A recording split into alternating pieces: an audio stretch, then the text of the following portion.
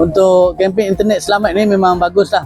Yang mana sekarang ni kita lihat penggunaan internet meliputi semua golongan dan berbagai pihak, dan jadi usaha kerajaan untuk memastikan keselamatan rakyat di dunia maya ni memang wajar kita sokong, dan kita ucapkan terima kasih untuk kerajaan Madani. Saya rasa inisiatif internet selamat ini sangat penting.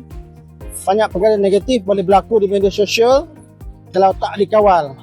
Jadi usaha kerajaan ini memang bagus untuk dilindungi rakyat, terutamanya kanak-kanak, dan terima kasih juga kepada kerajaan Madani. Kempen bagi internet selamat lah langkah yang baik agar kerajaan serius untuk menjaga keselamatan rakyat, agar semua rakyat tidak terabai dengan media-media sosial yang berluasa sekarang. Internet sekarang ni memang sebahagian daripada kehidupan kita.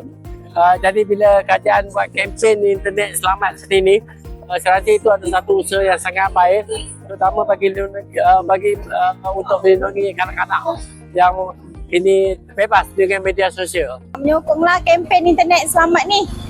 Internet sekarang ni kan memang sebahagian daripada kehidupan kita.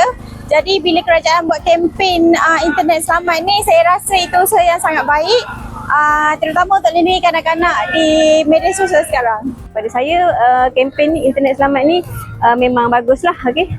Sekarang ni kita kena guna media sosial dengan cara berhemah kepada kanak-kanak dan sampai dewasa lah. Ya? Kalau kat sini kita buat kempen selamat ni sampai kita nak ada wira kempen selamat ni, ada yang terpilih lah, menjadi wira internet selamat.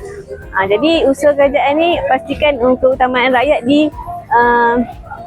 memang wajarlah kita sokong. Terima kasih kerajaan Madani. Ya, kempen internet ini langkah yang baik. Kerajaan nampak serius nak jaga keselamatan rakyat dalam media sosial. Jadi, kita sebagai rakyat memang patut sokong inisiatif ini.